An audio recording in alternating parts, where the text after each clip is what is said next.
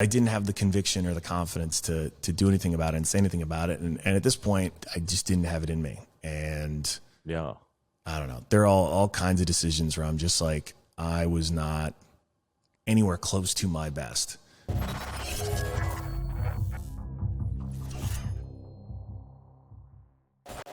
Yo, what's up, guys? It's Justin. Today, my guest on the quest is my friend Alexis Ohanian, best known as co-founder of Reddit and the founder of a new venture firm, 776. I'm super excited for you guys to hear our conversation. Alexis and I have been friends for a long time, ever since Reddit first went through Y-Combinator back in 2005, where we were in the very first batch along with them.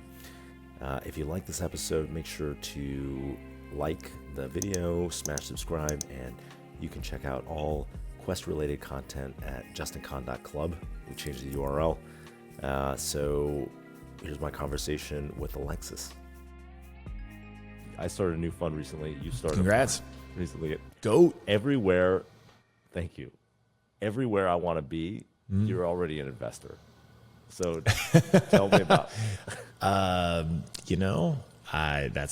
love hearing that. I don't know, man. I love investing. I love being able to do this. I want to be the best at everything I do, and I have a lot of motivation. And I still feel like we're in the earliest days of it. Not even a year old now with 776, but I don't know. I'm excited. We got an awesome team. Companies seem to like taking money from us, and I think the thing that's the most fun right now, man, is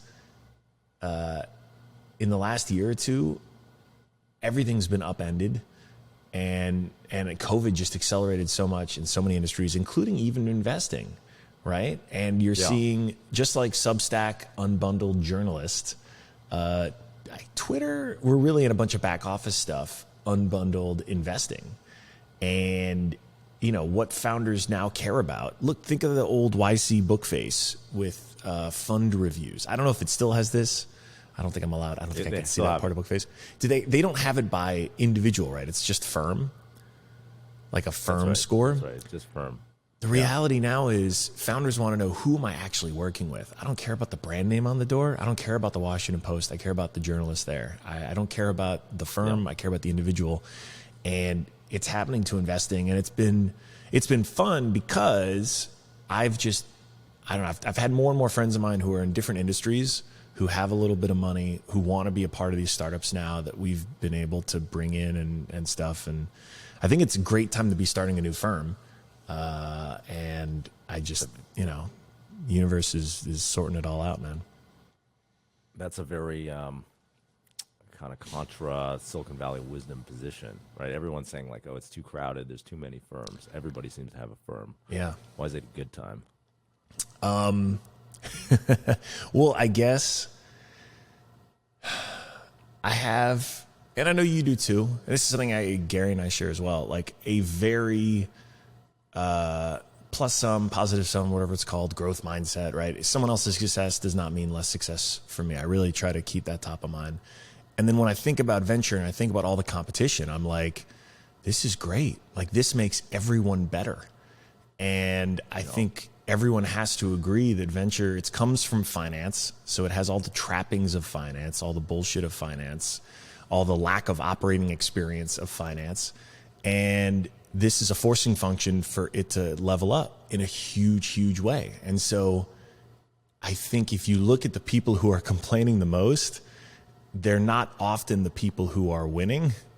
And yeah, it doesn't feel good to lose, but competition raises the bar, makes it better for everyone. And I don't know, if you start a startup, you know that going into it. And I think now venture as an industry is realizing that it's about, delivering. And I don't know, I think it's great. Even when we see even when there are companies that get funded that I didn't even hear about, on the one hand, I'm like, damn, I didn't hear about it. But I'm like, cool, that's great. Like, this looks like a good company that's going to make things better. And I don't know, it's hard to be bitter. It's really hard to be bitter. Well, it's good for you and I in a way, because both of us have platforms. We've been successful. people want, right, like somebody who's the co-founder of Reddit and has these like amazing investments in Coinbase and Instacart and all these other, this huge investment track record. When you show up, I think people are excited. You get a lot of inbound deal flow. Same is true like with me and putting content out there. Sure. Loving the content game, Justin, coming out strong. Yeah, it's like my favorite thing to do. I love doing it. Like I just, when I wake up and I think about what I want to do, it's like I love to meet people and learn about ideas. So that's investing. And then I love to think about how to tell stories, and that's content. And so I think of this last year, I really found my joy of like the things that I love to do. And I always thought, I always have this big picture in my head of like, oh, I need to be a startup founder because that's all the people I admired, or Paul Graham, or my mom was an entrepreneur, But then, like, I didn't actually love doing the things that you need to do as an entrepreneur, right? Like, wake up and manage a team and, like, grind on a product. Yeah. So I feel like I'm living my best life right now. Dude, that's the way to do it. What I was going to ask you is, like, why name your fund anything at all? Why not just call it? Because I think you're right. Like, people want people. They want Alexis. They want Justin. Why not just call it Alexis Ohanian Fund? Because I have, if my wife were answering this question, it would be because I have a big enough ego and don't need to name it after myself. And she'd be right. But it's also, look, I've enjoyed building brands. I mean, Reddit, Hipmunk, I had this nonprofit, Bread Pig, like the initialized Honey Badger. Like I even doodled the Justin TV logo, the little gorilla for y'all. Oh, people don't know that. Yeah. People don't know that. And like, I love branding things, and I also want to create. I think a little bit of distance is good, and I just liked the origin story is pretty dope because it's the first Olympic Games, so it's like a little bit of a nod to my daughter, and then the ethos of it is like, look, this great story of an Olympian who won the first Olympics. He's a cook who gets off his shift, goes to the Olympics, 776 BCE. And he wins a foot race. This is the first event of the first Olympics. And he's like champion of the world, except he's not actually the best athlete in the world because the Greeks didn't invite millions of people they didn't even know existed, right? But as far as the Greeks were concerned, he was the best athlete in the world that day. So it started out as like a really good story, and it's still a good story, right? This cook gets off his shift, wins a race. Oh my God, it's amazing. It encapsulates a lot of what I love about tech because it does provide that opportunity. But it doesn't tell the whole story. And even worse, not only did the Greeks miss out on talent outside of Greece, they didn't even let women watch the Olympics, let alone participate in them. So there was greatness in their own world that they weren't able to celebrate or recognize just because of ignorance. But like, look, I think back to, successes that I've had, and I realized in a way I was celebrating the cook. And this is a chance to say, all right, let's do the work and try to do even better, to try to find an even greater range of entrepreneurs across a greater range of industries and just be more intentional about it every step of the way, right? Half our LPs are women.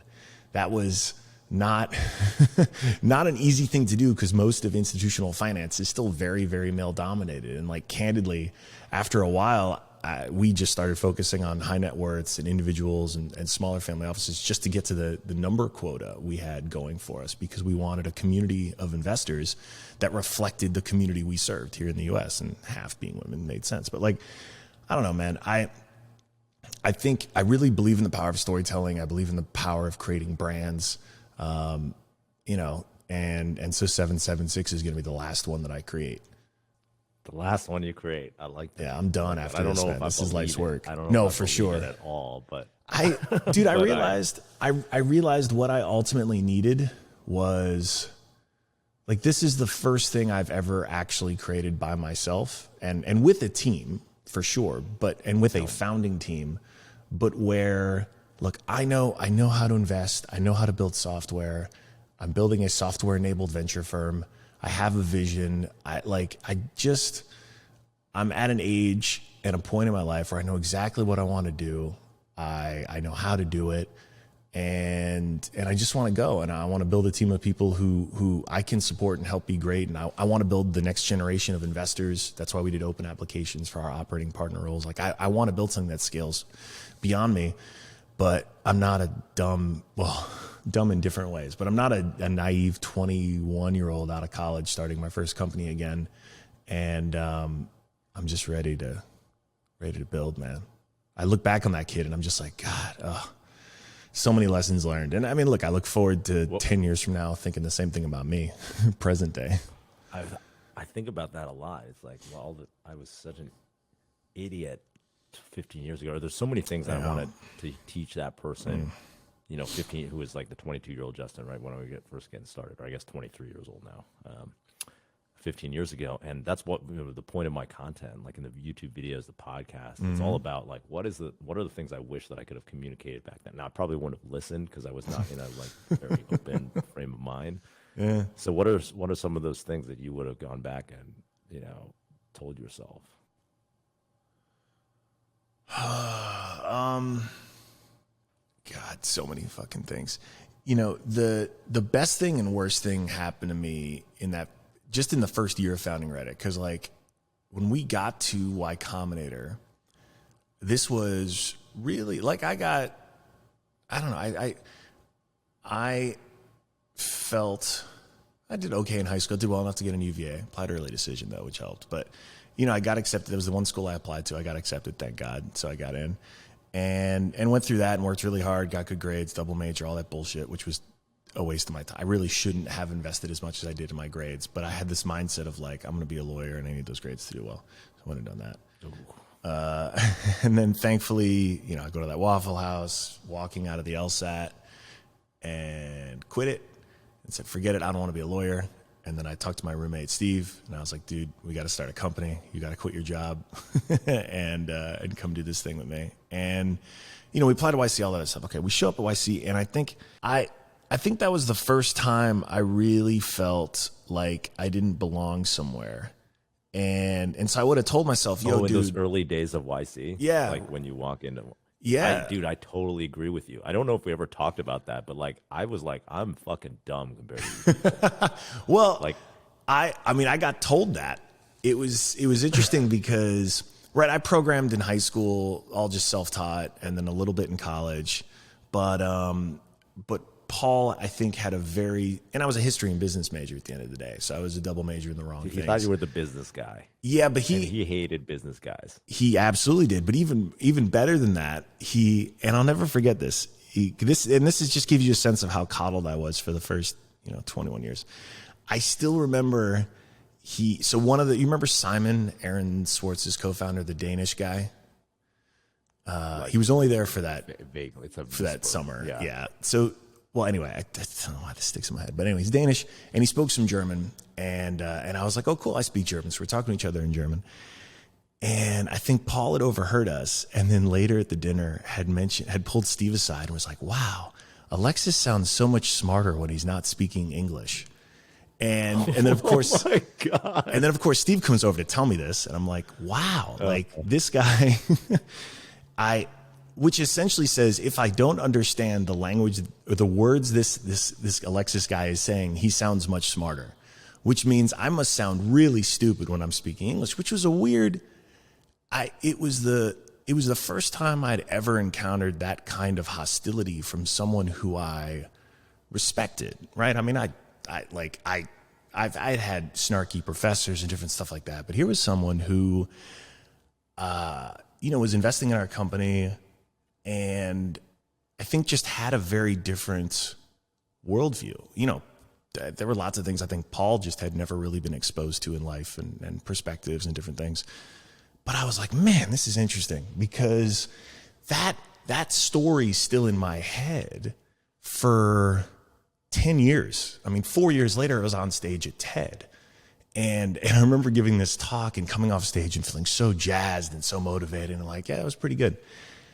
And there was always some part of me to be like, who is this guy who says I can't speak English well or I'm an idiot?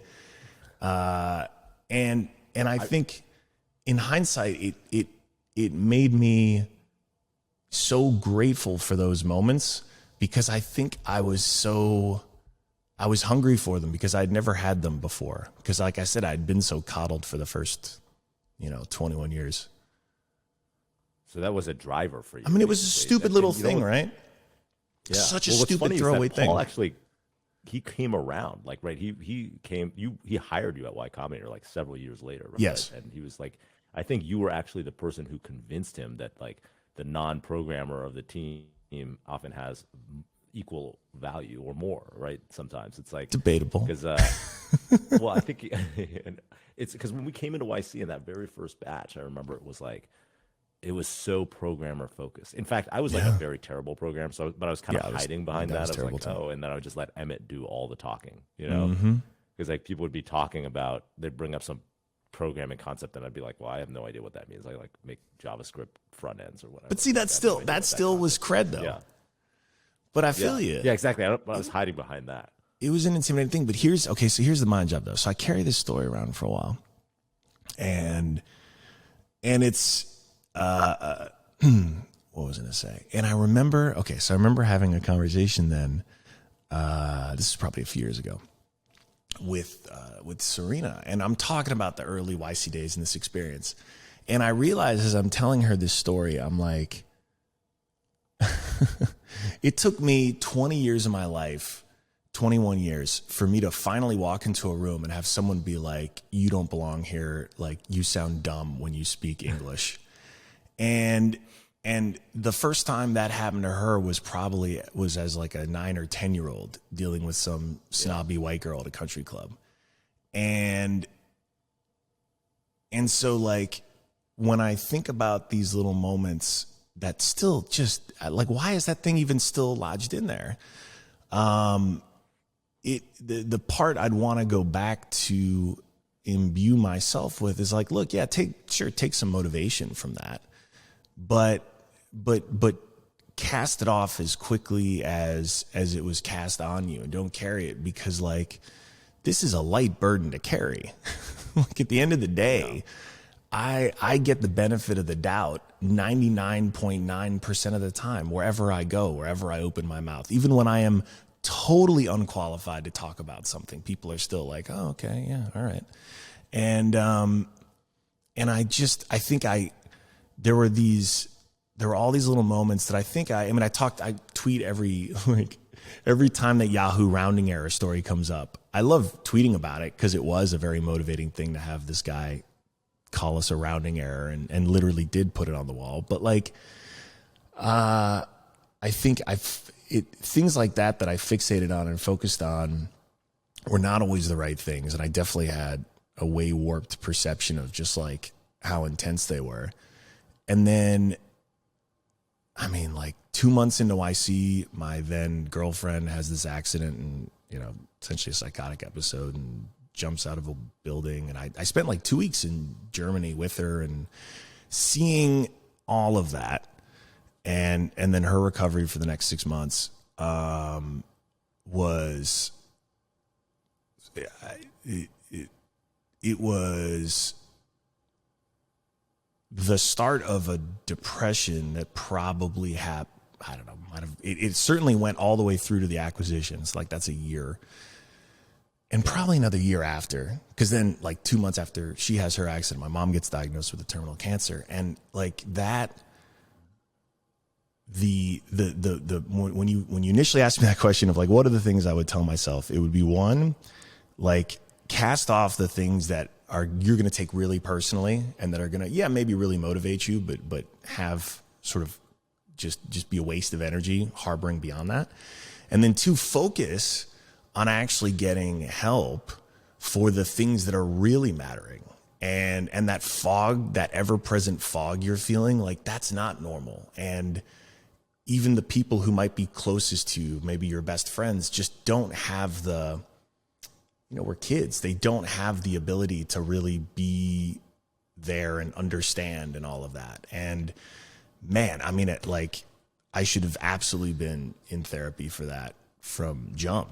And instead I let myself, at work was my therapy, work. And then occasionally, going out to party, those were the extremes, but I found this weird Protestant style, like, let me work as hard as I can, as long as I can, let me just, if I'm doing emails, then I'm not thinking about all the stuff that's happening, and I'm helping this business that I care so much about, and that's going to be the outlet. And I mean, yeah, it was a little cathartic, but like, what a difference it would have made. Coping mechanism. It is. And what a difference it would have made to actually be talking to someone about it and dealing with it. But nah, so that, I mean, that like, and that's, so then because I can't time travel, you know, we earmark 2% of every dollar we invest, coming out of our fees and our LPs, for founders to use for literally whatever they want. If they need surfing lessons, cause that's their thing to help them, like with work life and health, mental and physical, great. If they want to use it for therapy, great. But like, I want those dollars available in part because like, I mean, it would have made, and I'm not blaming YC, right? YC enabled my entire career. The reason though I'm trying to learn from it is the difference it would have made for me if YC was like, hey, Alexis, we know you fly back to Baltimore every weekend to see your mom while she's getting her treatments. Like, we'll pay for, we've got, you know, a few $1,000s for those AirTran flights. We'll cover those. Or, I mean, to every YC founder, right? There are these dollars available. You have this opportunity. If you need some therapy, go do it. And I can't change any of that stuff. So then the opportunity for us is, how do we create new norms to help our founders be more effective? Because I know, like, I was like, I don't know a percentage on it, but I was nowhere near as effective as I could have been or should have been. I didn't speak up in situations when I knew I should have, like the merger with Infogami. Like, I knew when Paul was like, hey, I've got this great idea, like we should do this merger. This was right after Saka had made us an acquisition offer. And so we were feeling really good about the business. We just needed more engineering support. And, you know, PG is well-intentioned. And he's like, hey, you guys should merge your companies. And I'm like, I knew it in my core. I was like, no, we have a thing here. It's working. Like, this is not, let's yeah. It was a harebrained idea. Yeah. Yeah. But I didn't have the conviction or the confidence to do anything about it and say anything about it. And at this point, September, October, it was like 3 months into my mom. So like, I was not, I just didn't have it in me. And yeah, I don't know. There are all kinds of decisions where I'm just like, I was not anywhere close to my best. And yeah, the best thing I could do is try to make it better for founders going forward. I love that. And well, I mean, the first thing I'd say is like, thanks for being so vulnerable about that, because I think that makes a difference to founders out there. And like, people who are listening to this, you know, oftentimes people just hear the positive. Like, that's what people like about my YouTube channel, right? It's like, I just talk about, here's how it was. Like, I faced anxiety, depression at various times, and I think people really appreciate that, and will help someone going through it. The thing I wanted to touch on was, like, you talked about, like, your depression extended after you guys sold Reddit. I remember when that happened. Yeah. 2006, October. It was like every founder's dream, right? You guys sold it for 8 figures, and it was like, you were instantly for 16 months worth of work. Years old, 22. It's crazy. Yeah. And so, like, but you know, everybody thinks, like, as a founder, you think, like, if I just get to that finish line, like, I'll be all good. Or like, that's true for many people, like, whether you're a founder or not. You just like, it's the next milestone or the next milestone. But then it's interesting that you said your depression lasted like well beyond that. Can you talk about that a little bit? Yeah. I mean, look, the things floating through my mind 16 months into starting a company where you're getting that kind of an acquisition offer where this is more money my parents have made their entire working lives that I got for 16 months. So like, what kind of an asshole am I going to be to say this is too much, or like, I need to get more, which is another mindset shift that I just needed to have about the potential, about the sort of feelings of, not earning it, but just, it's just a weird mindset. My father's family all survived the Armenian genocide. My mom she immigrated from Germany, but she was undocumented for a few years, and then he married her, and so it was all papered up. But the mindset was still very much an immigrant kind of scarcity mindset around, like, oh my God, this is a ton of money for what didn't seem like that much work. And I mean, it was a lot of work. We spent a lot of time working and playing World of Warcraft, but That seemed absurd. But then there was also a part of me that was just like, you know what? The value of making the phone call to my mom to say, hey, we did it. Like, all of your belief in me for all these years has literally paid off. Like, here, it worked. Like, you did it. And so that was, at the end of the day, the thing that was so valuable. And, it didn't, look, that day was an amazing day. I'll never forget that day. I'll never forget the day I called her. I'll never forget the conversation we had, because I said, I'm going to buy you something. What do you want? And she said nothing. And I said, you've got to help me out here. Like literally anything. And she finally said I could make a donation in her name to one of her favorite animal nonprofits. But I'm like, fuck, like, I really can't. This is what I've got to live up to. This is the standard that you've set for me. And, that was an amazing day. It was an amazing moment. But it wasn't, at no point did I feel like really? What's up? At no point did I feel like I needed to do anything to prove anything to her. This just felt like the least I could do for someone who, like 4 months into Reddit, she gets the diagnosis. And when I saw her in the hospital and they were like, it's stage 4, glioblastoma multiforme, she's got maybe a year or two to live. Her first words to me were, I'm sorry. Like, her first words were, I'm sorry. This is going to be a distraction. This is going to be something keeping you away from doing. You already just had your girlfriend, in this horrible accident. Like, here's one more. Like, her mindset was so focused on my well-being. Only child, guilty as charged. That it felt like the least I could do to validate that. And yeah, she fought for another year and a half, and it was probably in the months after she passed that I finally started feeling the fog lift. And it had nothing to do with the wealth. I think there is absolutely a point. I feel like you did a video about the hedonic treadmill? Hedonic treadmill, yeah. It's real. And there is absolutely there is a point where you have enough wealth to not have to worry. And that's powerful. That is 100% life-changing. And that started to sink in during her treatments, because I could say, like, what do we need? Like, I don't know. I'm still learning things that there's apparently a whole nother world for rich people that I still learn about from time to time, because people are like, oh, you want to talk to a blah, blah, blah specialist? Like, no problem. I know someone who's on the board of blah, blah, blah. And I'm like, how the fuck do normal people like navigate this stuff? And so even in 2020, excuse me, in like 2009, 2010, I'm like, what can I do to help the situation? I have some money. Like, let's figure out ways to get anything, and whatever. Couldn't change the ultimate outcome. But like, I think it was in those months after, that I started to reset, and it was still another year before I actually started talking to someone.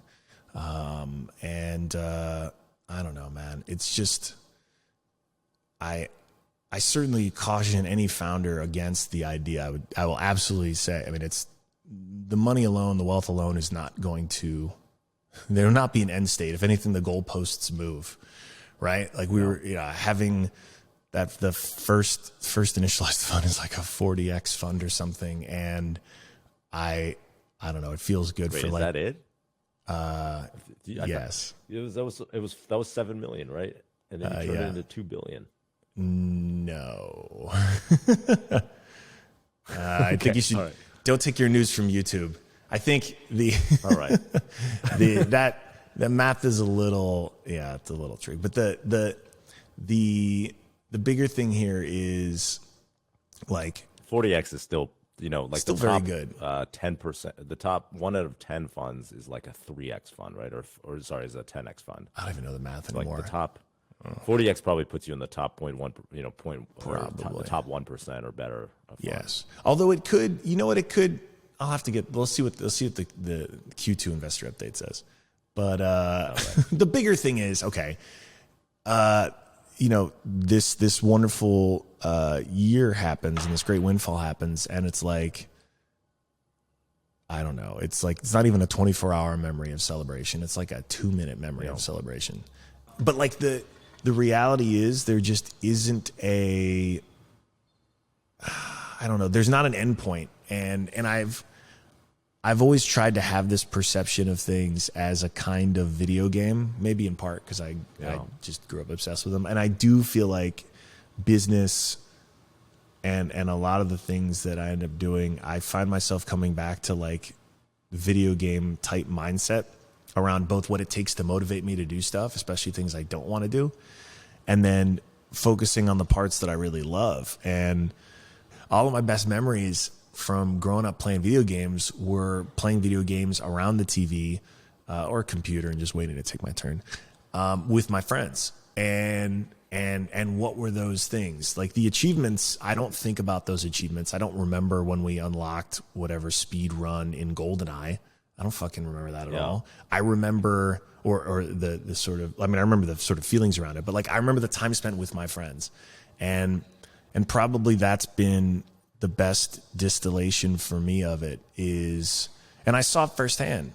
Right? At no point in my mom's final years was she asking like, hey, can you bring that watch a little closer? Like, I want to look how shiny it is. Right there. When you get to experience someone who knows their life is ending and you see that the things they prioritize are very simply the humans they care about and the experiences they have and had with them, it's real easy to live as a 2-year-old and feel somewhat grounded, especially a 22-year-old with a ton of wealth that he certainly didn't expect, and to feel sort of grounded in like where to be spending one's time. So what's the motivation now? Like you have that kind of wisdom, hard-earned wisdom, and you've made a lot, and so what's the motivation on the investing side and to keep going? The motivation is, it's so cliche, but it is absolutely my daughter and what I want her to know about me.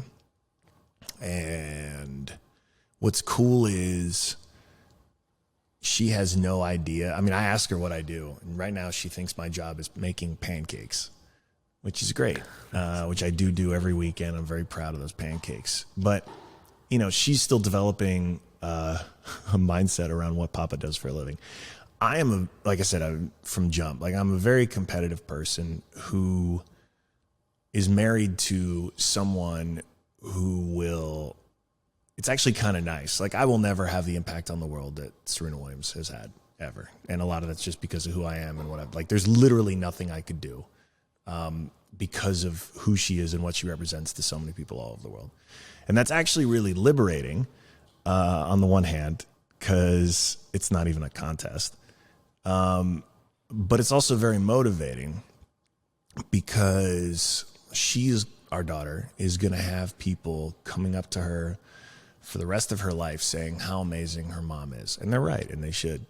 And I want to make sure that a lot of people also tell her about her dad and what her dad has done, and what her dad does, and why those are good things for her generation, for people who look like her, for all of that. And so it is because of pride that I want her story of me to be one that is a legacy she's really proud of. And the foundation of that, this is why I talk all day long about paid family leave. It's why I talk all along about like balancing work and family as best you can. Is because I want to be first and foremost like a dad for her, and I have the privilege to be able to do that and literally construct a life around making her and her mom a priority. Still fuck it up all the time. Still, like, there are plenty of nights I'm working too late. They're still like, it's by no means perfect, but that's the foundation. And then I'm looking around at so many things that I want to be better. And investing is an amazing way to do that and get very well compensated for it. And so I want to use the superpowers I have for as long as I can to do something that's fun and mentally stimulating and that I'm 1,000% proud of. So that is what it is. As far as extrinsic motivations, that's not a bad one. I like that. I mean, it's cliche. It's very cliche. But I don't know. It's also nice to see. It's nice to see people, I don't know, to see the difference it makes once a lot, especially men, once they have kids, how it shifts things. And I don't know. I'm happy to fit in that cliche because I feel like for the last 3.5 years, or yeah, she's almost 4, I have tried my best to hold myself up to a standard that I would just want her to be proud of. And I can't say that for the first 32 years of my life, but the last 4, I actually can. And that feels fucking amazing. And I hope, like I said, I hope that I'm leaving something good for her in terms of like, I want to be a great role model. I want to be all the stuff that great dad does. And I think the part that got exciting for me talking to more, business dads about this is it turns out there's a lot of super motivated, passionate, career-driven, like people, men in particular, dads. Here's my puppy. I'm also a dog dad who also care about this thing. And I kind of hate the fact that traditional media has given us, Homer Simpson's and lots of horror stories about dads who are checked out or all kinds of other things. And I think the more examples and the more men in particular you can have on talking about their stories, being vulnerable, the better. Because we got to level this up, man. We got to level this all up. When did you start caring so much about, like, you've done a lot of advocacy on, paid family leave, especially for men. And like, how did that get on the radar? Dude, I didn't care until it affected me. How sad is that? I mean, I remember Caitlin over at Reddit putting the policy together, and I was just like, okay, cool, sounds good. And and then we found out we were pregnant, and I was like, cool, I want to use this plan just like everyone else at the company hopefully will, because not enough men use it. Like, I knew that much, and I was like, okay, I'll use it. Time off sounds good. And I mean, so I've already had 2 women in my life. Well, one I lost and one effectively did. Anyway, I already had that happen. And then now after Olympia was born, Serena has, and this is all public knowledge, but no spoilers here, but Serena has a pulmonary embolism. She's already had a history of these with blood clots. Nearly dies. And excuse me. And so I'm here on what's supposed to be one of the happiest days of our lives, not knowing if my wife is going to live. And if I realized then, if I had been in any other, basically any other situation in the U.S., if I hadn't been the founder of the company, if I hadn't been the founder of a company with a paid family leave plan, I would be worrying right now about how soon I needed to get back to work. And no one in America should have to decide between those things. It is unconscionable, especially for a country that believes in family values, to put a parent in that situation to decide, do I stay with my wife or potentially my daughter? Olympia was okay. But like, to stay with my wife in the hospital or go back to work, or I might lose my job. And I realized I have all the advantages in the world, and yet this is still a traumatizing situation. I think she ended up having 3 surgeries. The last one was to put a little, it was a thing in her vein they had to put in, like, telescopically, to put a stent to block clots from coming up into, I guess, her lungs or somewhere up there. And I'm sitting here helpless, can't fucking do anything about it other than hold my daughter and pray and hope that everything's gonna be fine. And to think for a second I'd have to worry about my job, unconscionable. And so we eventually get discharged, and Serena recovers, and because of the C-section and because of all the surgeries, she's in a bed for the first month. And I arrogantly, I thought, we don't need any help. I got this. And so, I mean, she wasn't moving very much. Serena wasn't. So like a lot of the primary childcare duties were on my shoulders. And that first month also then exposed me to like being a dad, dealing with, I'd never been around kids. I never held a baby really. Like I'd never changed a diaper, never done this stuff. And so it was a trial by fire, but it was amazing because then it gave me the confidence to know that no matter what this little girl needs for the rest of her life, I got this, because it's not going to be harder or it's, once the kid can communicate, you can at least start to make some progress. But as a newborn, you're just, you just got to figure out which hole and nothing. Figure out what's coming out and fix it and clean it. And, that's it.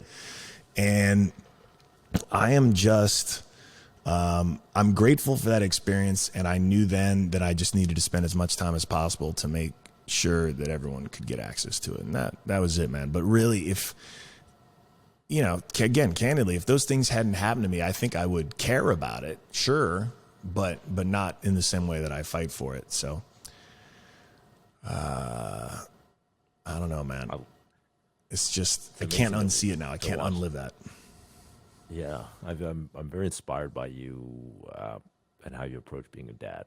I feel like you really are like 110% in, and it really shows through watching from the outside. I mean, everyone, I'll be the first to admit, like, we don't post, you don't post the meltdown photos. Well, maybe I should start posting the meltdown photos. Lippy's actually a really good kid, so we've been pretty fortunate. Everyone, here's what it is. Here's what it really is. Everyone does project the best of it for sure. And I think, I'd say some days I think A- dad, other days B+. I also have a super hands-on wife, so that also just, I mean, we're fortunate, right? I think the part, man, that I feel most confident about is just being aware of it. Making it a priority is the biggest thing. And that's the part where, I don't know, and this is why this stuff needs to get normalized. And why I think it's important for more dads to talk about it.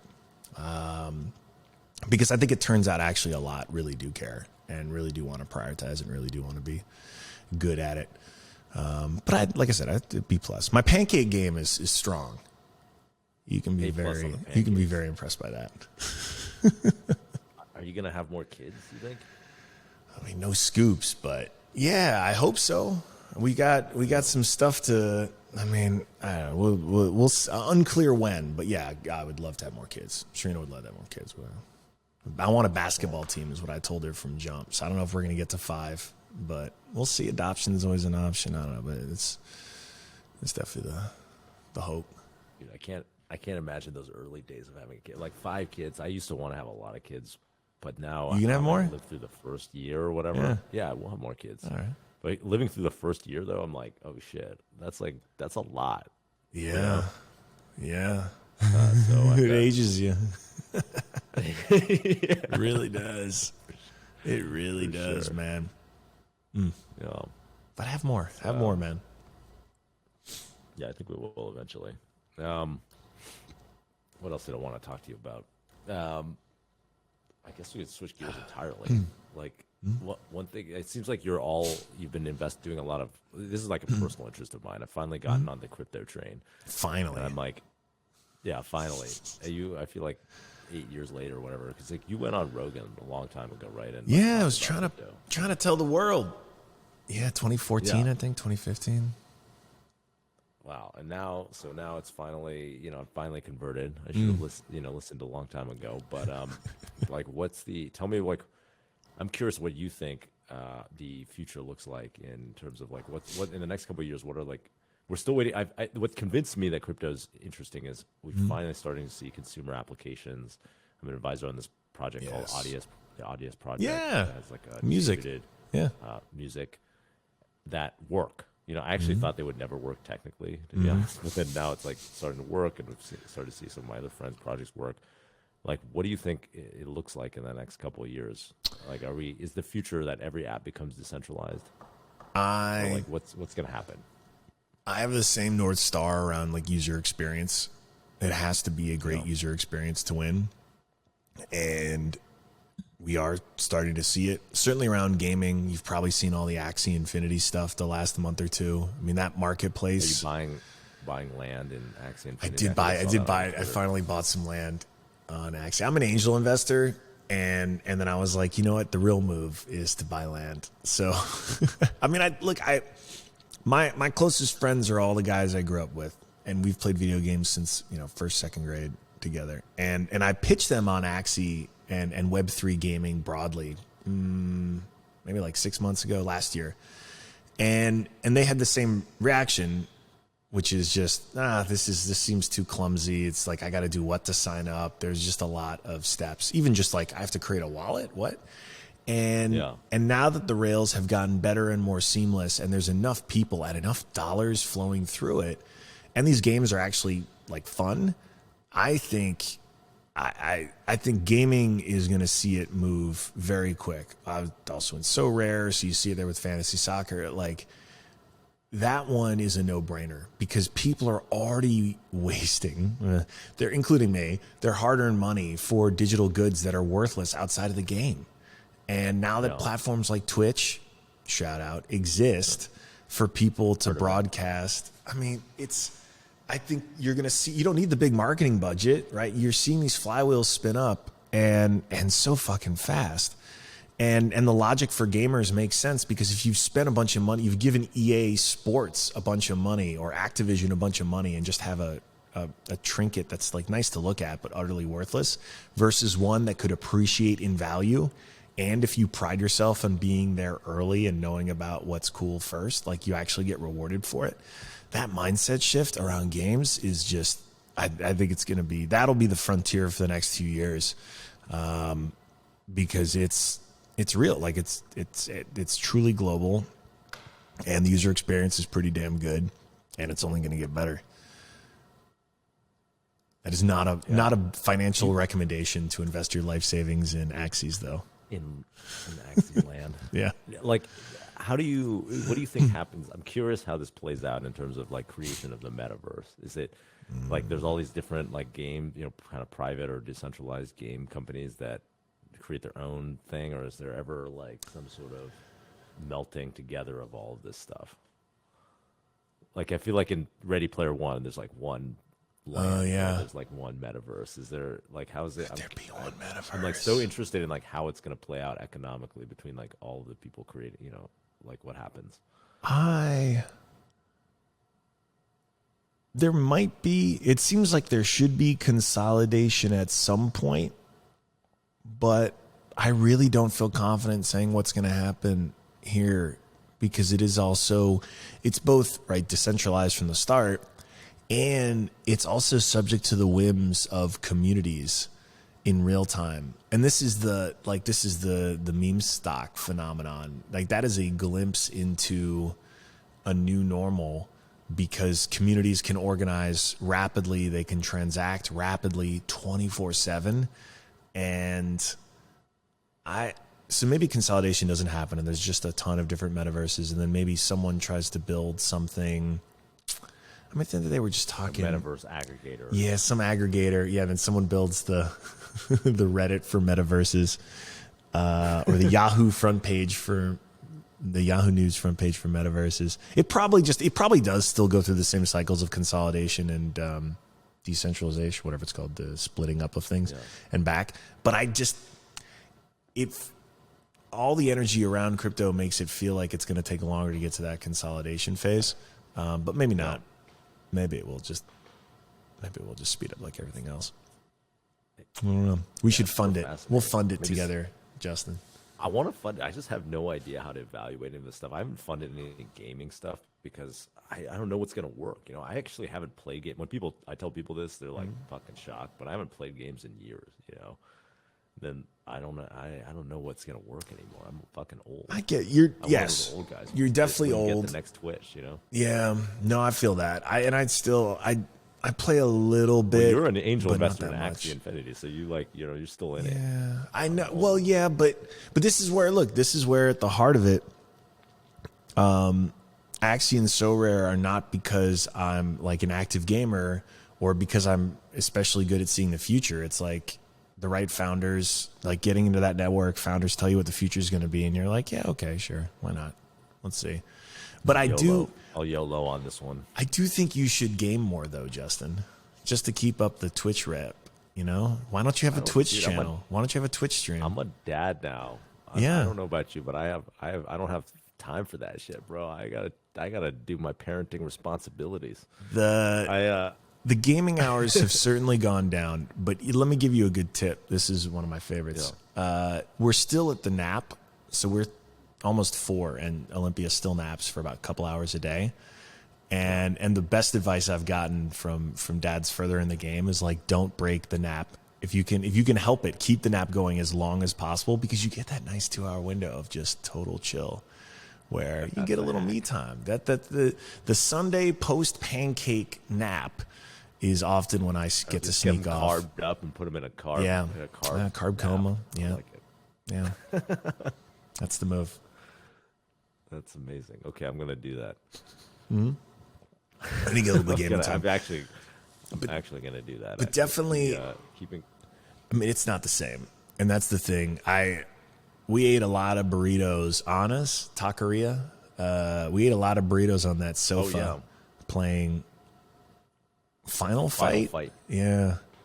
On the PS2. People don't know this, but I think months living at your apartment, basically. No. Just going home to sleep. No. Just on the couch, playing really? the same video game over and over again. Was it months though? We should have been working on a startup. It was like the whole summer of 2006. We had kind of given up on the startup. It wasn't working well. This was before we sold on eBay. And Emma and I would just come over to your house and like be fucking around, like while you theoretically worked on Reddit. Theoretically, it was mostly you would make a logo every day. Steve kind of kept the servers. Really proud of that logo. Yeah, it was growing a little bit. I mean, it was growing pretty decently, right? It was growing, and then we would just like fuck around. Yeah, Final Fight. You told me that you would. I made you promise that like if Reddit made it, then you'd hire me on as a driver. As your driver. Yeah, no, it's in your LinkedIn. There's a LinkedIn recommendation in there. But okay, Reddit did exit. Reddit did exit, but I definitely didn't make full-time driver. Actually, this was before Uber too. I wasn't in a place in my life where I was ready to have a full-time driver, Justin, and then Uber showed up anyway. And you were busy building, Justin TV, so it all worked out. Yeah, funny story about that logo that you drew me. Yeah, when we can close on that. I hadn't thought of it for years, and then I was in LA last week, and I met one of my favorite YouTubers. This guy Eric. Have you seen him? He's like he grew to 1 million. He went from 0 to 1 million subscribers last year. Wow. Like in 2020. So he does a lot of fun kind of stunts and weird videos. And he said he got his start on Justin TV. Whoa. Like that was his first time he ever created content. Was on Justin TV, like not Twitch, but like actual Justin TV when he was like 13 years old or whatever. And he was like, "Yeah, your logo was this." Like blue gorilla with a camera. Yes. I had totally forgot about it. Yes. Yeah, Alexis drew that. I'm pulling it up. I'm pulling it up now. Man, y'all were ahead of your time with this. It's so funny. So ahead of your time. Also, seriously, wait, I feel like there's some Justin TV stock or something I should have asked for the logo. You probably should have asked for some stock. You right there. I actually think I'm pretty sure. I'm 99% sure you all offered and were like, "Hey, you should invest," or maybe I feel like Seibel papered papered everything. I think he papered the gorilla, but we got it all signed. Everyone did everything above board. I was just like, I don't care. You can have it. Good luck with your wild and crazy idea. I'll see if it turns into anything, let alone like 3 different billion-dollar companies. I do remember being asked to invest, and I remember thinking, I don't want to invest in friends because if I see them out, like if we're out partying, you're gonna be like, why aren't you fucking working on your startup? And I was like, that is the dumbest reason to not invest in people you know really well. Steve also didn't invest for what it's worth. Okay. I remember he was like, yeah, I don't want to invest in friends. And then, so. And little did we know that's all Silicon Valley investing is just invest in your friends. That's how Silicon Valley works. Yep. Yep. Oh, you've done all right. All right, we're coming up on the hour, so thank you so much. I mean, this is amazing. This is a course, great way man. to spend my birthday.